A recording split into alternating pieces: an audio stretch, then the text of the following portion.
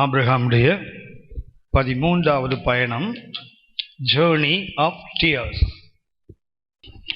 ஆதியாகமம் 23ஆம் அதிகாரம் 1 முதல் 18 வசனங்கள். இதற்கு அடிப்படையாக நாம் ஏற்கனவே கவனித்திருக்கிறோம். ஆதியாகமம் 23 1 முதல் 18 ஆபிரகாமுடைய கண்ணீரின் பயணம். இந்த கண்ணீரின் பயணத்தில் நாம் முக்கியமாக ஒன்றை கற்றுக்கொண்டோம். There are different kinds of tears, அதாவது வித்தியாசமான கண்ணீர்கள் வேதத்தில் சொல்லப்படுகிறது. ஞாபகம் இருக்கா? ரெபலியஸ் டியர்ஸ், அது ஹிப்போக்ரட்டிக், அது எக்ஸாஸ்டிங், அதுக்கப்புறம் சீக்ரெட், சின்சியர். சரி, 7 விதமான கண்ணீரை பற்றி ஏற்கனவே எடுத்திருக்கிறேன். இங்கே நாம் பார்க்குறோம் ஆபிரகாமுடைய கண்ணீரின் பயணம். இதற்கு நாம் கவனிக்கிற சங்கீதம் 132. அந்த சாம் 132ல் முதல் 5 வசனங்களை நாம் கவனிப்போம். இந்த சங்கீதம் எப்போ பாடப்பட்டது? 132ஆம் சங்கீதம். அந்த சங்கீதத்தினுடைய சூழல், அது எந்த பின்னணியில் அந்த சங்கீதம் சொல்லப்படுகிறது? 1ஆம் வசனம் வாசிங்க. கர்த்தாவே, கர்த்தாவே, தாவீதையும் அவனுடைய சகல உபத்திரவத்தையும் நினைத்தருளும். தாவீதையும் அவனுடைய சகல உபத்திரவத்தையும் நினைத்தருளும். இது யார் எழுதியிருக்கணும் அப்படின்னா, இன்னைக்கு வரைக்கும் நிறைய பேருக்கு பிரச்சனை. இது யாரை பற்றி சொல்லப்படுது? தாவீதை பற்றி சொல்லப்படுது. ஆனால் தாவீது தான் எழுதியிருக்கணும்னு அவசியம் இல்லை. ஏன்னா தாவீதை நினைத்து கொள்ளும்னா என்ன நினைச்சு கொள்ளும்னு சொல்லி தாவீது சொல்லுவார். தாவீதை நினைத்து கொள்ளும்னா வேற யாரோ தாவீதுக்காக பாடியிருக்காங்க. பெரும்பாலும் சாலமோன் இந்த பாடலை பாடி இருக்க வேண்டும் என்பது வேத பண்டித கணிப்பு. சங்கீதம் 132 ஆரோகண சங்கீதம் சாலமோன் பாடியிருக்கணும். தாவீது செய்த பொருத்தனை, தாவீதினுடைய அந்த கால நிகழ்ச்சிகளை அவர் பாடியிருக்கிறார். அதுதான் 132ஆம் சங்கீதம் என்று சொல்லுகின்ற வேத பண்டிதர்களும் இருக்கிறாங்க. ஆனால் இதில் யார் சொல்லியிருந்தாலும் சரிதான். அது 1ஆம் வசனத்தில் என்ன இருக்குது தெரியுங்களா? தாவீதினுடைய உபத்திரவம். இன்னும் சொல்லப்போனால் தாவீதினுடைய கண்ணீர்களின் அனுபவங்கள். வழக்கம் நம்ம எல்லாருக்கும் தெரியும். தாவீதை பற்றி நமக்கு அறிந்திருக்கிறோம். சிறு வயது முதல் என்னை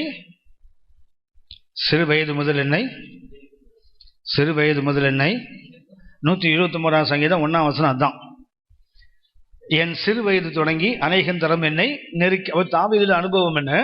சிறு வயதிலிருந்து அவருக்கு என்னதான் இருக்குது? உபத்திரவங்கள், நெருக்கங்கள். தாவீதுக்கு நெருக்கம் என்பது புதிதல்ல. ஆனால் இந்த 132:1 வாசிக்கிறோம், தாவீதையும் அவன் உபத்திரவத்தை நினைத்துக்கொள் போட்டிருக்கு இல்லையா? இந்த உபத்திரவம் என்ன உபத்திரவம்னா, சாதாரண சோப்பு சீப்பு கண்ணாடி உபத்திரவம் இல்லை.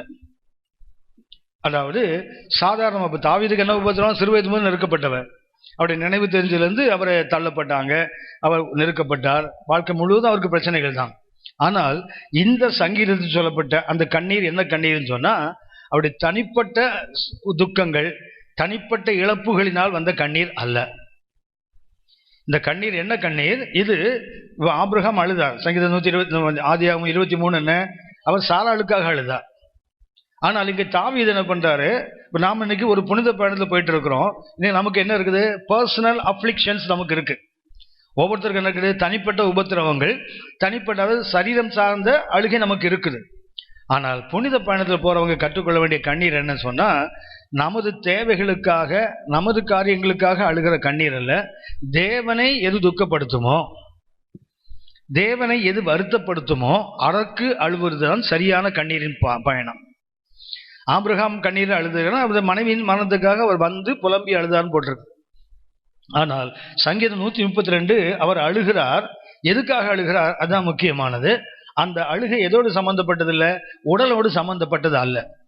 தாவீதுக்கு நெருக்கம் என்பது ஒன்றும் புதுசு இல்லை, அவருக்கு பழசுதான், எப்பவுமே நெருக்கம்தான். ஆனால் இந்த நெருக்கம் அது என்ன நெருக்கம்னா ஆவிக்குரிய நெருக்கம். இட் இஸ் நாட் கார்னல், மாம்சம் சார்ந்த வலியோ மாம்சம் சார்ந்த நெருக்கமோ அல்ல. இது என்ன நெருக்கம்? 2 சாமுவேல் 7ஆம் அதிகாரம் 1-2 வசனங்கள். 2 சாமுவேல் 7ஆம் அதிகாரம் 1-2 வசனங்கள். கர்த்தர் ராஜாவை சுற்றிலும் இருந்த அவனுடைய எல்லா சத்துருக்களுக்கும் அவனை நீங்களாக்கி. தாவீதுக்கு இப்ப என்ன இல்ல? பிசிக்கல் அந்த அஃப்ளிக்ஷன் இல்ல. 2 சாமுவேல் 7 என்ன போட்டிருக்குது? ராஜாவுக்கு இருந்த எல்லா உபத்திரவங்களையும் கர்த்தர் நீக்கிட்டார். திரும்ப வாசிங்க இந்த வசனத்தை. கர்த்தர் ராஜாவை சுற்றிலும் இருந்த அவனுடைய எல்லா சத்துருக்களுக்கும் அவனை நீங்களாக்கி இளைப்பாற பண்ணின போது. தாவீதுக்கு இப்ப என்ன இருக்குது? ஒரு ரெஸ்ட் வந்துருச்சு. என்ன ரெஸ்ட்? சங்கீதம் 131 வார்த்தை தெரியுங்களா? ஒரு ஸ்பிரிச்சுவல் ரெஸ்ட் அவனுக்கு வந்துருச்சு. என்ன? பிசிக்கலா சுத்தி உள்ள எந்த ராஜாக்களும் அவனுக்கு தொல்லை பண்ணல. எல்லார் கையிலிருந்து கர்த்தர் அவனை விடுதலை ஆக்கி அவனுக்கு என்ன கொடுத்துட்டாரு? இளைப்பாறுதலை கொடுத்து விட்டார். 2ஆம் வசனம் வாசிங்க. ராஜா தீர்க்கதரிசியாகிய நாத்தானை நோக்கி, நாத்தான் என்ன பண்றாரு? நாத்தான் தீர்க்கதரிசியை பார்த்து, பாரும் கேதுரு மரங்களால் செய்யப்பட்ட வீட்டிலே நான் வாசம் பண்ணும் போது. அவனுடைய துக்கம் என்ன துக்கம் தெரியுங்களா? இது ஆவிக்குரிய துக்கம். சங்கீதம் 132:1 வாசம். தாவீது நெருக்கம் என்ன, அவனுடைய உபத்திரவம் என்னன்னு சொன்னா, it is not social affliction. ஏன்னா கர்த்தர் என்ன பண்ணிட்டாரு? சுற்றி உள்ள எல்லா ராஜாக்கள் கையிலிருந்து தாவீதுக்கு விடுதலை கொடுத்து விட்டார். தாவீது இளைப்பாரி கொண்டிருக்கிறான். இப்ப அவனுக்கு என்ன உண்டாகுது தெரியுங்களா? ஒரு இன்டர்னல் அஃப்ளிக்ஷன். ஒரு உள்ள என்ன உண்டாகுது அவனுக்கு? ஒரு நெருக்கம், ஒரு உபத்திரவம். என்ன நெருக்கம்? பாரும் நான் கேதுரு மரங்களால் செய்யப்பட்ட வீட்டிலே நான் வாசம் பண்ணும்போது தேவனுடைய பெட்டி திரைகளின் நடுவே வாசமா இருக்கிறதே என்றான். அப்படின்னா அவனுடைய உபத்திரவத்தை பாத்தீங்களா? என்ன உபத்திரவம் தெரியுங்களா? It is spiritual affliction. பரலோக நோக்கி பயணம் பண்றவங்களுக்கு எப்போ ஒரு ஆவிக்குரிய இளைப்பாறுதல் வந்துச்சோ அதுக்கப்புறம் என்ன வரணும் தெரியுங்களா? ஒரு ஆவிக்கேற்ற துக்கம் உண்டாகணும். நம்ம எல்லாருக்கும் தெரிந்த வசனம் 2 கொரிந்தியர் 7ஆம் அதிகாரம் 10ஆம் வசனம் வாசிங்க. 2 கொரிந்தியர் 7ஆம் அதிகாரம் 10ஆம் வசனம். தேவனுக்கு ஏற்ற துக்கம் பின்பு மனஸ்தாபப்படுகிறதற்கு இடமில்லாமல் என்ன உண்டாகணும்? உங்களுக்கு எனக்கும் அந்த காட்லி சாரோ, தேவனுக்கு ஏற்ற துக்கம் என்ன செய்யுமா? பின்பு மனஸ்தாபப்படுவதற்கு ஏது இல்லாமல் ரட்சிப்புக்கு ஏதுவான மனம் திரும்புதலை உண்டாக்குகிறது. என்ன ஆயிடுமா? அந்த ஆவிக்குரிய துக்கம் நமக்குள்ள வரும்போது என்ன ஆகும் தெரியுங்களா? பின்னாடி நம்ம ஒரு காலம் மனஸ்தாபப்பட வேண்டிய அவசியமே இல்லாம நமக்கு என்ன பண்றோம்னா மெய்யான ஒரு மனம் திரும்புதலை கொண்டு வந்துடும். லௌகிக துக்கமும் அப்படின்னா இன்னைக்கு என்ன இருக்குது? இன்னைக்கு ஆவிக்குள்ள லௌகிக துக்கம் தான் நிறைய இருக்கு. அவர் துன்பப்படுத்துறாரு, இவர் கஷ்டத்தை கொடுக்கிறாரு, இவர் நஷ்டத்தை உண்டாக்குறாரு, இவர் ஊழியத்தில் இப்படிதான் நமக்கு கஷ்டங்கள் வருது. இன்னைக்கு அந்த கஷ்டங்கள் என்ன பண்ண தெரியுங்களா? நமக்கு அது லௌகீக துக்கம் என்ன பண்ணும்? நமக்கு மரணத்தை உண்டாக்குகிறது. அப்படின்னா அந்த முடிவு ஆபத்தானது.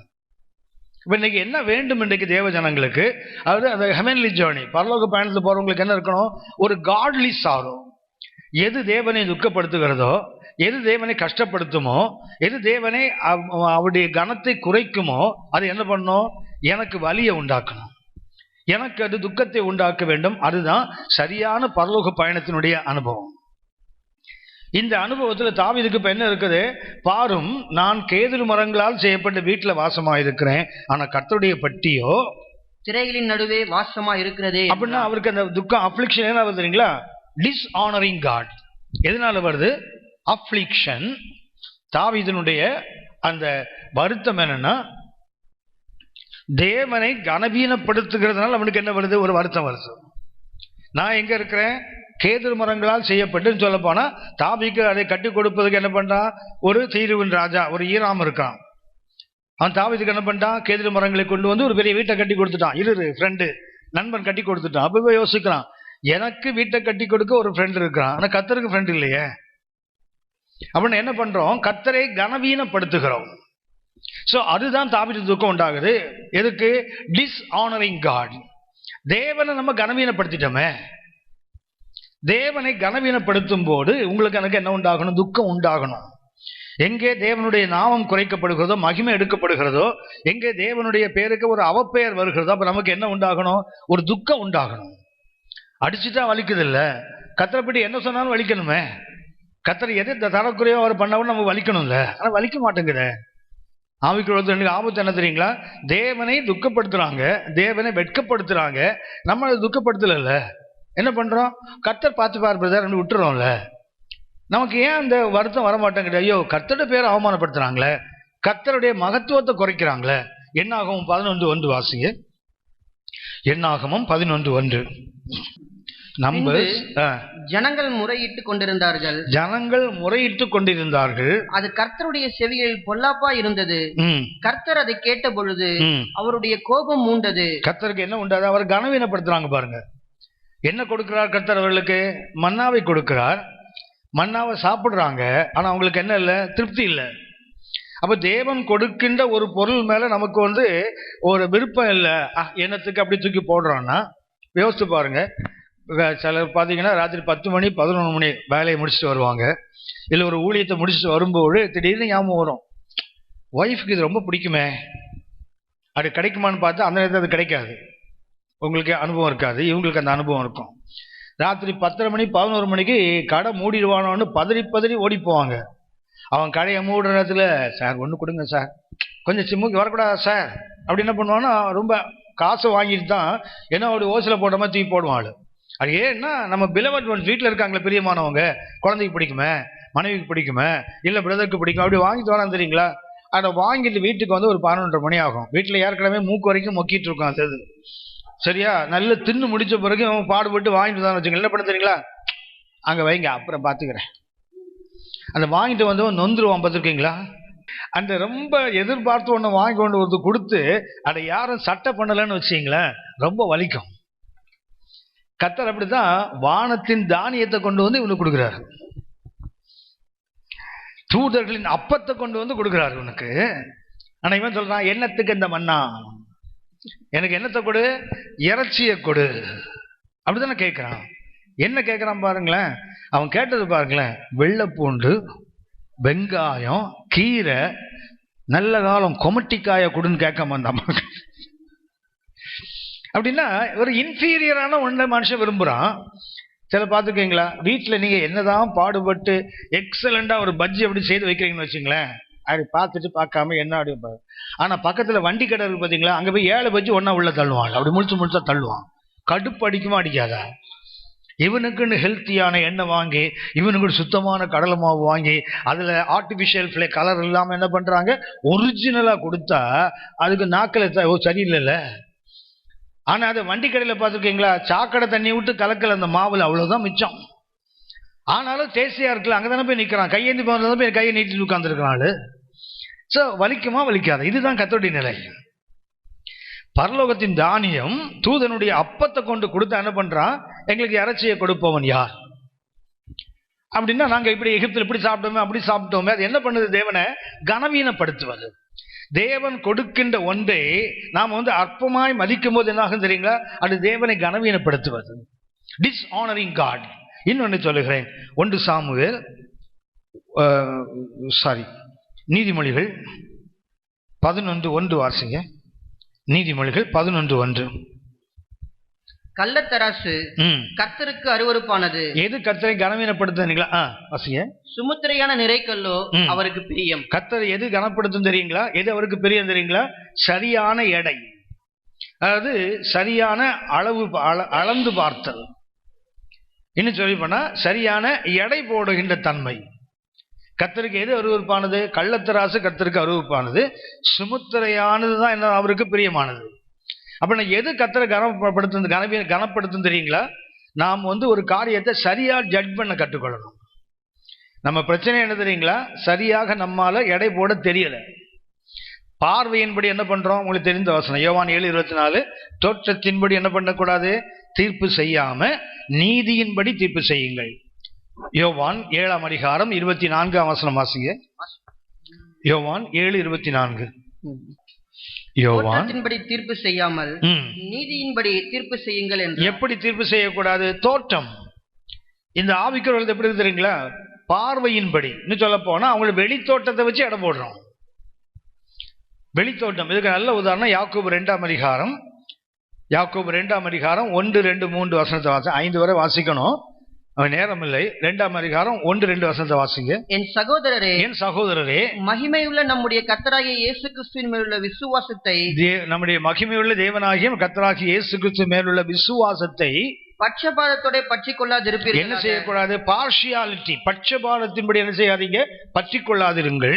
ஏனெனில் பொன் மோதிரம் மினுக்குள்ள வஸ்திரமும் தரித்திருக்கிற ஒரு மனுஷனும் கந்தையான வஸ்திரம் தரித்திருக்கிற ஒரு தரித்திரனும் உங்கள் ஆலயத்தில் வரும்போது. ஆலயத்துக்கு 2 பேரும் வராங்க. ஒருத்தர் யாரு, நல்ல செல்வந்தன், ஒருவன் வந்து மிக ஏழை. 2 பேரும் வராங்க. மினுக்குள்ள வஸ்திரம் தரித்தவனை கண்ணோக்கி, நீர் இந்த நல்ல இடத்தில் உட்காரும் என்றும். அவனுக்கு என்ன இருக்குது, ஒரு நல்ல இடம் ஆலயத்தில் இருக்குல்ல. ஆனா அந்த தரித்தனை பார்த்து அங்க நில்லு, இல்லைன்னா என் பாதத்துக்கு கீழே கால் வைக்கிறேன்ல அந்த இடத்துல உட்காருன்னு சொல்றாங்கல்ல. இன்னைக்கு ஆவிக்குரிய உலகத்தின் தன்மை என்ன தெரியுங்களா, we are dishonoring God. நாம் தேவன் என்ன பண்றோம்? கனவீனப்படுத்துகிறோம். என்ன கனவீனப்படுத்துறீங்களா? நம்முடைய சுமுத்திரையான அந்த அளவுகோல் இல்லை, நிறைகோல் இல்லை நம்மகிட்ட. பணக்காரன்னா அந்த வெயிட் நல்ல கீழே போகுது, தரித்திரனா அந்த ஃபேன் அந்த தட்டு மேலே வருது இல்லை. என்னுடைய மனத்தராசு இருக்கு பார்த்தீங்களா? மோசே எடுத்துக்கொள்ளுங்க, அவனுடைய மனத்தராசு இருந்தது ஒன்று. எபிரேயர் 11ஆம் அதிகாரம் 25ஆம் வசனம் வாசிங்க.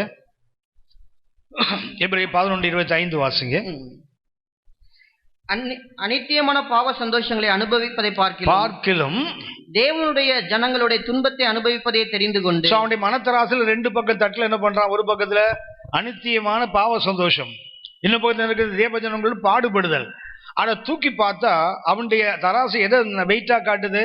தேவ ஜனங்களோட பாடுகள் அனுபவம் காட்டுது. அநித்தியமான சந்தோஷம் அவனுக்கு பெருசா தெரியல.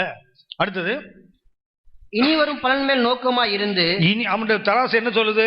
இன்னைக்கு கிடைக்கிற லாபம் அல்ல, இனிமேல் வரப்போகிற, அதாவது காலத்தில் கிடைக்கிற அன்பு மேன்மை அல்ல, நித்தியத்தில் கிடைக்கிறத பத்தி அவன் பாக்குறான் பாருங்களேன். அடுத்தது, எகிப்தில் உள்ள பொக்கிஷங்களிலும். அடுத்த ஒரு பக்கத்தில் தராசு என்ன பண்ணா? எகிப்தின் பொக்கிஷங்கள் கிறிஸ்துவின் நிமித்தம் வரும் நிந்தையை என்ன அது படுமா? அவனுடைய தராசு என்ன சொல்லுது? எது வேல்யூ ஆனது? தேவ ஜனத்தோடு பாடுபடுவது, அநித்தியமான சந்தோஷம் அல்ல, அது இனி வரப்போகிற பலன். மூணாவது, எகிப்தின் பொக்கிஷம் அல்ல, கிறிஸ்து நிமித்தம் வருகின்ற நிந்தை. ஸோ அவனுடைய தராசு எப்படி இருக்கு பாருங்களேன். அவனுக்கு கரெக்டா எது வெயிட்டோ அதை காட்டுது, எது லைட்டோ அதை தானே தூக்கிடுது இல்லை. ஆனா ஆதி திருச்சபை இப்படி திருப்பி இருந்துக்கு பாருங்களேன். பணக்காரன் வெயிட்டா இருக்கிறான், ஏழை இப்படி தராசு சரியில்லைல்ல. பின்னாடி பார்த்தீங்கன்னா இந்த ஒரு பக்கத்தில் இன்னைக்கு சபையின் தராசு வெயிட்டா இருக்க, நிறைய தசமம் கொடுக்குற பக்கம் நல்லா தாழ்ந்து போகுது இல்லையா? அவங்க எதை பார்க்குறாங்க? அவனுடைய செல்வத்தில் அவன் யாரு? ஐஸ்வர்யவான். அன்னைக்கு லைட்டா ஒருத்தன் தெரியாதுங்களா? 5ஆம் வசனத்தை பார்த்தீங்கன்னா யாக்கோபு 2:5, தேவன் அவர்களை விசுவாசத்துல ஐஸ்வர்யவான் ஆக்கி இருக்கிறாரு. அப்ப ரெண்டு பேரும் பணக்காரன் தான். ஒருத்தன் யாரு? உலகத்துல பணக்காரன், ஒருத்தன் உன்னதத்துல பணக்காரன். ஒருத்தன் மெட்டீரியல் பணக்காரன், இவன் விசுவாசத்துல பணக்காரன். அப்படின்னா தராசு ஒன்னா தானே இருக்கணும். அதுதான் கர்த்தர் அருவருக்கிறார். எது கர்த்தரை கனவீனப்படுத்துறீங்களா? கர்த்தர் வேதம் தெரியாத ஏழையை அசட்டை செய்கிறவன் அவரை உண்டாக்கினவன் அசட்டை பண்றான். ஒரு ஏழையை நாம அவனை குட் ஃபார் நத்திங், ஒன்னுக்கும் உதவாதும் சொல்லும் போது நாம யார்? அவனை அல்ல, அவனை படைத்த தேவனை டிஸ்ஆனர் பண்றோம். அதான் டிஸ்ஆனரிங் காட். எது வருத்தப்படணும் இன்னைக்கு தாவீதுக்கு? எது வருத்தம்? அந்த தேவனை கனவீனப்படுத்திட்டோமே. நாம பெரிய கேதுரு மரத்தால் செய்யப்பட்ட வீட்டில் உட்கார்ந்துட்டு தேவனை திரைகளுக்கு நடுவே போட்டோமே. அதுதான் அவனை துக்கப்படுத்துது. அப்படின்னா அந்த இன்னைக்கு கண்ணீரின் பயணம் இன்னைக்கு விசுவாச வாழ்க்கையில் எதன் அடிப்படையில் இருக்கணும்? உப்பு இல்லை, புளி இல்லை, பருப்பு இல்லை, அதுதான் அழகு இல்லை. என்ன இல்லை? நித்தியம் எனக்குள்ள குறையுத, நித்தியத்தின் காரியங்கள் குறைவிட்டு போகுது, அதுதானே எனக்கு கவலையா இருக்கணும். அதான் முதல்ல சொன்னேன், எது தேவனை துக்கப்படுத்துமோ அது என்னையும் துக்கப்படுத்தணும். அதுதான் நம்ம மனம் திரும்பினதுக்கு சரியான அடையாளம். சரி, நான் அடுத்த கருத்துக்கு போகிறேன். யோசுவா 7ஆம் அதிகாரம் 11ஆம் வசனம் வாசிங்க. யோசுவா 7:11. யோசுவா 7:11. இஸ்ரவேலர் பாவம் செய்தார்கள். இஸ்ரவேலர் பாவம் செய்தார்கள். நான் அவர்களுக்கு கட்டளையிட்ட உடன்படிக்கையை மீறினார்கள். சாபத்தீடானதில் எடுத்துக்கொண்டதும் களவு செய்ததும் வஞ்சித்ததும் தங்கள் பண்டம் பாடிகளுக்குள்ளே வைத்ததும் உண்டே. என்ன சொல்றாங்க? அது எப்படி நம்ம தேவனை கனவீனப்படுத்துறோம் தெரியுங்களா? தேவனுக்குரியதை நமக்கென்று எடுத்துக்கொள்ளும் போது நாம் தேவனை கனவீனப்படுத்துகிறோம். எரிகோவுல போனாங்க, அது விழும்போது கர்த்தர் முதலே சொல்லிட்டாரு, அங்கே அக்னிக்கு நிற்கக்கூடிய எல்லாம் யாருக்கு சொந்தம்? கர்த்தருக்கு சொந்தம். உதாரணமாக ஒரு மரத்தில் செய்யப்பட்ட பொருள், தோலில் செய்யப்பட்ட பொருள், துணியில் செய்த பொருள் என்ன செய்யணும்? அதை எரிச்சிடணும். வெள்ளி, பொன், இரும்பு, வெண்கலம் மாதிரி பொருள் என்ன செய்யணும்? அது நெருப்புக்கு நிற்கும். அது யாருக்கு? கர்த்தருக்குரியது. ஆனா இவங்க என்ன பண்ணாங்க? உள்ள போன போது ஒரு ஆகான் என்ன செய்தா? மறக்காம என்ன பண்ணிட்டா? ஒரு பாபிலோனிய சால்வை, அது எரிக்க வேண்டியது. அடுத்தது என்ன? ஒரு ஒரு வெள்ளி கொஞ்சம், அப்புறம் ஒரு பொன் பாலம். நெருப்புக்கு அழிந்து போறதையும் எடுத்து வச்சுக்கிட்டான், நெருப்புக்கு நிற்கக்கூடியதையும் தனக்கு. அது கர்த்தர் சொல்லுங்க, பண்ணீங்கன்னா கனவீனப்படுத்திட்டல்ல. யோசிச்சு பாருங்க, இன்னைக்கு கர்த்தருக்கு பயன்படுத்த வேண்டிய பரிசுத்த பாத்திரங்கள் உலகத்துக்கும் லௌகீக காரியங்களுக்கும் பயன்படுத்தப்பட்டால், இன்னைக்கு ஆவிக்குரிய உலகத்தை எடுத்து பார்த்தீங்கன்னா நிறைய டேலண்டட் பீப்புள் இருக்காங்க. அந்த டேலண்ட் எல்லாம் எதுக்கு பயன்படுத்தினா? உலகத்துக்கு பயன்படுது. நம்முடைய வாலிப செல்வங்களை பார்த்தீங்கன்னா அவனுக்கு இருக்கிற மூளை அறிவு இருக்கு தெரியுங்களா? அவனுக்கு இருக்க எலக்ட்ரானிக் நாலேஜ் பார்த்துருக்கீங்களா? ஒரு பையன் எங்கே போறான்னா அந்த பிளே ஸ்கூலுக்கு போயிட்டு இருக்கிறான். அந்த ஸ்கூல்ல இன்னும் எழுதுறதுக்கு கற்றுக் கொடுக்கல, ஏபிசி எழுத தெரியாது. ஆனா அவனுக்கு கம்ப்யூட்டர்ல நுழைஞ்சு வெளியே வர அளவுக்கு கற்றுக் கொடுத்துட்டான். ஏன்னா அங்கே கம்ப்யூட்டர் இருக்குது. பிள்ளைங்க போய் என்ன பண்றாங்க, விளையாட்டு கம்ப்யூட்டர் தான். 2.5 வயசுல 3 வயதுக்குள்ள இருக்கிறவனுக்கு என்ன செய்யுன்னா உள்ள நோய் வெளியே வந்துடுறான். அந்த அளவுக்கு நாலேஜ் இருக்குல்ல. அது எதுக்கு பயன்படுது? உலகத்தில் உள்ள காரியங்களுக்கு தானே பயன்படுது, சிற்றின்பங்களுக்கு தானே பயன்படுது. ஒரு பேரின்பம் ஒன்று இருக்குன்னு நிறைய பேருக்கு தெரியாமல் போயிடுச்சு. கர்த்தருக்கு பயன்படுற பரிசுத்த பாத்திரங்கள் எப்போ பெல்ஷாத்சார் அவனுடைய விருந்துல அவனுடைய மறுமனைவிகளுக்கு சாராயம் கொடுக்கறதுக்கு அதை பயன்படுத்தினானோ, கர்த்தருடைய கை தோண்டிட்டுல. அன்றைக்கு ராத்திரி அவன் கொல்லப்பட்டான்ல. ஒரு புறமினத்தான கர்த்தருடைய மகிமையை தெரியாதவனுக்கே அப்படி ஒரு தண்டனைன்னா, தேவனை அறிந்து தேவனுக்கு பயன்பட வேண்டிய பரிசுத்த பாத்திரங்களை உலகத்துக்கு பயன்பட்டா கர்த்தர் அது கனவீனப்படுத்துமா படுத்தாதா? கண்டிப்பா we are dishonoring God. இன்னும் வண்டி சொல்லுங்க, சங்கீதம் 2:5 வாசிங்க. சங்கீதம் 2:5. சங்கீதம் 2:5. சங்கீதம் 2:5. அப்பொழுது அவர் தமது கோபத்திலே அவர்களோட பேசி தமது உக்கிரத்திலே அவர்களை கலங்க பண்ணுவார். யாரை? ஜாதிகள் கொந்தளித்து 1வது வார்த்தை பார்த்தீங்கன்னா என்ன பண்ணுவாங்க, ஜனங்கள் விருதா காரியங்களை சிந்திப்பானே. அவங்க என்ன பண்றாங்க, கர்த்தர் அபிஷேகம் பண்ணார் இல்லையா, அந்த அபிஷேகம் பண்ணதுக்கு விரோதமா என்ன பண்ணாங்களாம், அவர்கள் தங்கள் வாயை திறந்தார்கள். என்ன அவங்களை பரியாசம் பண்றாங்க. 2வது வசனத்தை பார்த்தீங்கன்னா கர்த்தருக்கு விரோதமாகவும் அவர் அபிஷேகம் பண்ணினவருக்கு விரோதமாகவும் பூமியின் ராஜாக்கள் எழும்பி நின்று அதிகாரிகள் ஏகமாய் ஆலோசனை பண்ணி அவர்கள் கட்டுகளை அறுத்து அவர்கள் கயிறுகளை நம்ம விட்டு எரிந்து போடுவோம் என்கிறார்கள். பரலோகத்தை வீட்டில் இருக்க நகைப்பார்னு போட்டிருக்கல, என்ன பரியாசமா சிரிக்கிற. நகைப்பு என்றால் அர்த்தம் என்ன? நம்ம சென்னை பாண்டில் சொன்னா நக்கலா சிரிக்கிறது. ஏன் அப்படின்னா என்ன பண்றாங்க, அவங்க தேவனை கனவீனப்படுத்துறாங்க. கர்த்தருக்கு விரோதமாகவும் அவர் அபிஷேகம் பண்ணின கிறிஸ்துவுக்கு அவர் என்ன பண்றான், பூமியின் ராஜாக்கள் எழுப்பி அவனை பண்ணும்போது என்ன பண்றான், they are dishonoring God. அதாவது தேவன் அபிஷேகம் பண்ணினவருக்கு விரோதமாக நாம் செயல்படும் போது என்ன பண்றது தெரியுங்களா, we are dishonoring God. அந்த அறிவு தான் தாவீதை என்ன பண்ண முடிய விடல, சவுலை கொல்ல விடல. பாருங்க, அவன் வஸ்திரத்தின் ஓரத்தை வெட்டும் போது கூட உள்ள அடித்துக் கொள்ளுது. ஐயோ, தேவன் அபிஷேகம் பண்ண ஒரு மனுஷன், அவன் சட்டையை கூட வெட்டக்கூடாதுன்னு அவனுக்கு ஒரு அறிவு இருக்குல்ல. அப்படின்னு ஏன் நாம் தேவனை கனப்படுத்துகிறோம்? என்ன செய்ய முடியாதவனால? தேவன் அபிஷேகம் பண்ண ஒரு மனிதனை எனக்கு எந்த ஊழியக்காரனையும் தூக்கி எறிஞ்சு பேசுறோமே, எந்த ஒரு தேவனுடைய பிள்ளையை நம்ம தூக்கி ஏன்னா என்ன பண்றோம்னா நமக்கு அந்த தேவனை கனவீனப்படுத்தல. யார் நினைக்கிறோம்? அவனைத்தானே. நம்ம அவனை இல்லை, அவர் அபிஷேகம் பண்ணா தெரியுங்களா, அவரை நம்ம கனவீனப்படுத்துகிறோம். ரோமர் 13 பார்த்தீங்கன்னா அதிகாரத்துக்கு எதிர்த்து நின்றால் நீ அவனுக்கு இல்ல, அவனுக்கு அதிகாரம் கொடுத்தவனுக்கு எதிர்த்து நிற்கிறாய். அப்படியா டிஸ்ஆனரிங் காட் என்ன தெரியுங்களா, அவருடைய அனாயிண்டட் பீப்புளுக்கு விரோதமாக நம்ம செயல்படும் போது என்ன பண்றது தெரியுங்களா, we are dishonoring God. நம் தேவனை இது என்ன பண்ண நம்மளை துக்கப்படுத்தணும்ல. இன்னைக்கு நம்மளும் கூட சேர்ந்து ஆமா நம்மளும் கூட ஆமால போடுறோம் இன்னைக்கு. அப்படின்னா நம்ம என்ன பண்றோம், நம்ம இதெல்லாம் தேவனை கனவீனப்படுத்துமா நம்ம யோசிக்கிறது இல்லை. இன்னும் வசனத்தை நான் உங்களுக்கு சுட்டி காட்டுகிறேன். ஏசாயா 59:15. Isaiah chapter 59 and verse 15. ஏசாயா 59:15. சத்தியம் தள்ளுபடி ஆயிற்று, சத்தியம் தள்ளுபடி ஆயிற்று. பொல்லாப்பை விட்டு விலகுகிறவன் கொள்ளையாகிறான். பொல்லாப்பை விட்டு விலகுகிறவன் என்ன பண்றானா, கொள்ளையாகிறான்.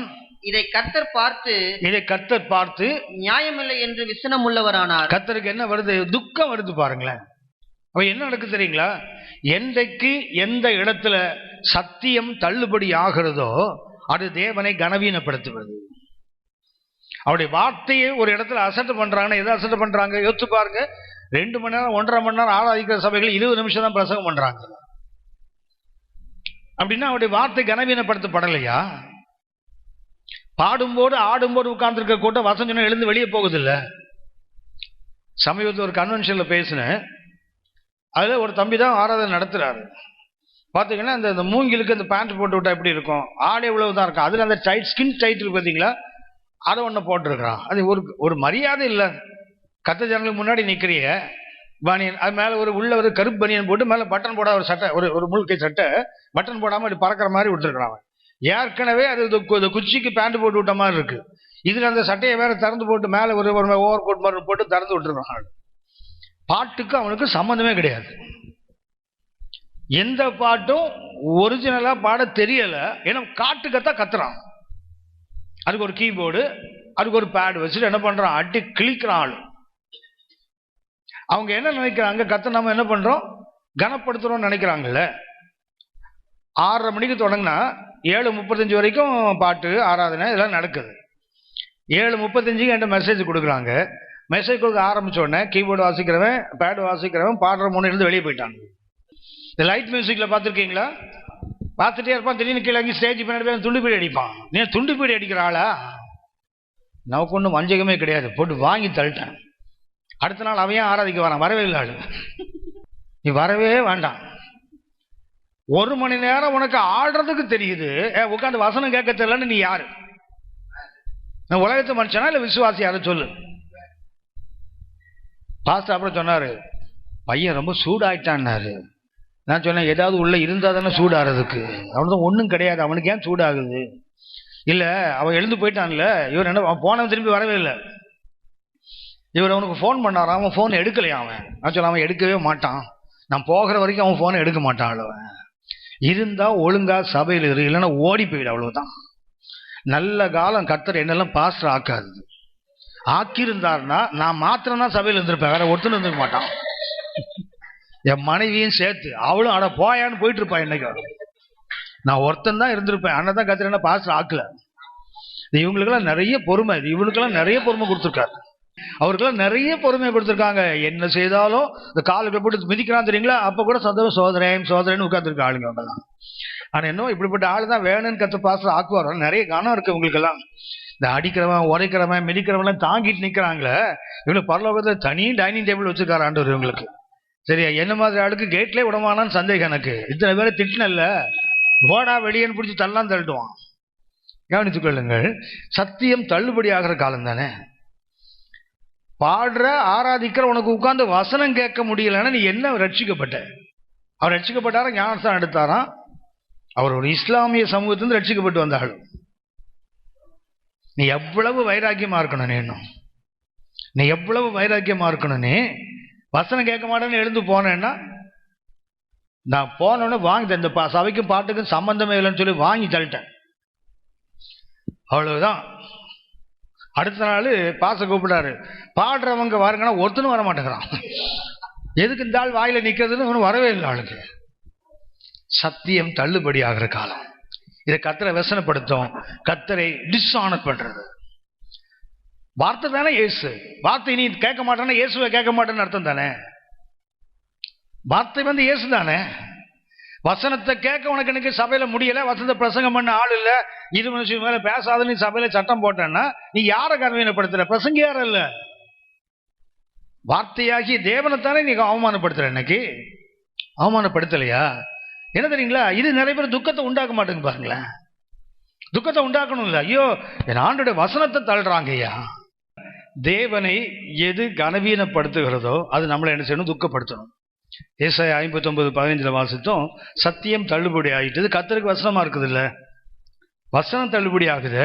தள்ளுபடினா உங்களுக்கு தெரியும், தள்ளுபடினா டிஸ்கவுண்ட் சேல். இன்னைக்கு வசனத்தை என்ன பண்ண வேண்டியதா இருக்கு? டிஸ்கவுண்ட் சேல், 1 வாங்கினால் 3 இலவசம் அப்படி. இன்னைக்கு என்ன ஆகுது? அந்த ஆடி தள்ளுபடி மாதிரி வசனம் தள்ளுபடி ஆயிடுச்சு பாருங்களேன். அப்போ இது உங்களை என்ன கண்டிப்பா வசனப்படுத்தணும். வசனப்படுத்த மாதிரியே தெரியலையே. எனக்கு இன்னும் புரியாத ஒண்ணு, சபைகள்ல யூத் மீட்டிங் நடத்துறாங்க தெரியுங்களா? பார்த்துருக்கீங்களா? ஸ்கிட் போடுறதுக்குன்னு ஒரு டீமை கூப்பிடுறாங்க. ஆமாவா? அப்புறம் நல்ல கிட்டார் வாசி பாடுற ஆளா கூப்பிடுறாங்கல்ல, அப்படித்தானே பிரசங்கியார வரணும் இல்லையா? அப்புறம் சாட்சி சொல்லணும், அப்புறம் புதுசா பிள்ளைங்களுக்கு பாட்டு கற்றுக் கொடுக்கணும். இதுதானே ஆளை கூப்பிடுறாங்க. ஏன் வசனம் சொல்ற ஆளை கூப்பிட மாட்டேங்கிறாங்க? ஏன்னா வாலிபனுக்கு வசனம் சொன்னா புரியாது, அப்படித்தானே? அப்படித்தானே அர்த்தம். என்ன யாரு எந்த பைபிள் சொல்லி கொடுத்து ஆடுறவனையும் பாடுறவனையும் டிராமா போடுறவனையும் கூப்பிட்டு வாலிபனுக்கு வசனம் என்ன சொல்லுது? வாலிபன் தன் வழியை எதனால் டிராமாலையும் ஸ்கிட்லையும் நான் போட்டிருக்கு பைபிள்ல.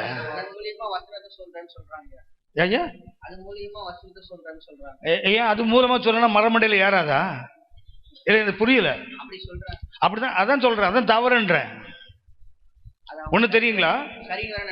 தமிழ்நாடு முழுவதும், தமிழ்நாட்டுக்கு வெளியே மாநிலங்களில், தமிழ்நாட்டுக்கு வெளியே, இந்தியாவுக்கு வெளியே உள்ள ஊர்லயும் நான் எடுத்த பைபிள் ஸ்டடியில எங்கிட்ட திரும்பி கேள்வி கேட்கறது வாலிபர்கள் மாத்திரம்தான். நான் பேசுகிற பைபிள் ஸ்டடியில் எங்கிட்ட திரும்ப வந்து நீங்கள் இப்படி சொன்னீங்களே பைபிள் அப்படி இருக்குதே அப்படின்னு கேட்குற ஆளுக்கு வயதானவங்களில் வாலிபல் அப்படின்னா வாலிபன் பைபிள் படிக்கிறான் அவளுக்கா? வாலிபர்களை நாம் அண்டர் எஸ்டிமேட் பண்ணுறோம், நாம் குறைத்து மதிப்பிடுறோம். அவன் இன்னும் ஆடினா தான் கேட்பான், பாடினா தான் கேட்பான், நம்ம தானே சொல்கிறோம். அதுக்கு வேற ஒன்று, ஆடுற மாட்டை மனுஷனாவே பார்க்காது, அவனை மாடாவே பார்த்து பழகிது. ஆடு மாடுன்னு ஏன் மனுஷனை சொல்றீங்க? ஆடுற மாட்டை ஆடி கலக்கணும், பாடுற மாட்டை ஏன் வசனம் சொன்னா அவனுக்கு புரியணும்? ஆடு மாடா அது? வாலிபன்ல சபையின் தூண்களாச்ச, சபையை தாங்குகிறவன்ல, அவனுக்கு ஏன் ஆட்டத்தையும் பாட்டத்தையும் ஸ்கிட்டு போட ஏன் கற்றுக் கொடுக்குற ஐயா? அதான் சொல்றேன். ஆமா, அதான் சொல்றேன். தள்ளுபடி பண்றது இவங்க தான், அவங்க இல்ல. இன்னைக்கு என்ன சொல்றாங்க தெரியுங்களா? இப்படி சொன்னாதான் தம்பி சொன்னாங்க, இப்படி சொன்னாதான் அப்படி வசனம் சொல்லலாம். ஏன் வசனம் வச்ச நல்ல மரமண்டே அவன் பேசுறவரோட ஐக்கிய லெவல் அதிகம். இன்னைக்கு வாலிபனுக்கு பேசுறவங்களோட கேட்கிறவனுக்கு இன்னைக்கு அறிவு கூர்மை அதிகம், அறிவுத்திறன் அதிகம். தாம்பரத்தில் ஒரு பைபிள் ஸ்டடி எடுத்தேன். அதுக்கு அப்பா அம்மா 2 குட்டி பையனுங்க. வீட்டுக்கு போன பிறகு அவங்க சாப்பிடும்போது அப்பா அம்மா வந்து நான் எடுத்த பைபிள் ஸ்டடி டிஸ்கஸ் பண்ணிட்டு இருக்காங்க. அண்ணன் இப்படி சொன்னார்ல, அவர் வந்து அப்படி இல்லைங்க இப்படி சொன்னாருங்கன்னு சொல்லும்போது பெரிய பையனுக்கு 6 வயசு. அவன் சொல்றான், இந்த தலையில் அடித்தான் நான் சாப்பிட்றவன். என்னடான்னு கேட்டா, அங்கிள் இப்படியா சொன்னாங்க, அவர் அப்படியே சொன்னார். இவங்க மிரண்டு போயிட்டாங்க. எப்படா? அதை நான் தான் கேட்டேன்ல, அவர் அப்படியே சொன்னார், அதுக்கு அர்த்தம் இல்லை, இப்படி இல்லை சொன்னார். 6 வயசு குழந்தை 35 வயசு அப்பாவுக்கும் அம்மாவுக்கும் சொல்லி தருதில்ல. நாம தான் நினைக்கிறோம் குழந்தைக்கு தெரியாது. அம்மா கேட்டாங்களாடே நீ படுத்துல இருந்த, நான் அவன் படுத்துட்டு இருந்தான். ஆளு படுத்துதான் இருந்தேன், காது அங்கே தானே இருந்தது. நான் அப்பா அம்மா சண்டை போடும்போது பார்த்துருக்கீங்களா? பசங்க எங்கேயோ பார்த்துட்டு இருப்பான், காது மாத்திரம் கரெக்டாக ஆண்டர் அங்கே தான் திரும்பி இருப்பான். அவனுக்கு அவன் ஏன் அப்படி இருக்கிறான்னா, அவன் உங்களை பார்த்தானா நீங்கள் பேச நிறுத்திடுவீங்கல்ல. ஆனால் தான் விஷயமும் வரணும், கேட்கவும் வேணும். எங்கேயோ பார்த்துட்டு இருக்க மாதிரி இருப்பான், காது மாத்திரம் கரெக்டாக ஆண்டனா கரெக்டாக செட் பண்ணி வச்சிருப்பான். அப்படி ரிசீவ் பண்ணுவோம் டக்குன்னு. அப்படி நாம் தான் குறைத்து மதிப்பு. சத்தியம் இன்னைக்கு தள்ளுபடி ஆகிறதுக்கு காரணம் வேற. ஐயோ சொன்ன மாதிரி நான் உங்களுக்கு சொல்லுகிறேன். நேற்று வேர்ல்டு விஷன் பேசும்போது அவங்கள்ட்ட பிள்ளைகளை பற்றி தான், டிரான்ஸ்ஃபர்மேஷன் இந்த அர்பன் சில்ட்ரன், அதான் அவங்களுக்கு தலைப்பு. சிட்டியில் உள்ள பிள்ளைகள் வாழ்க்கையில் எப்படி மறுரூபத்தை கொண்டு வர முடியும், டிரான்ஸ்ஃபிகரேஷன் எப்படி கொண்டு வர முடியும்.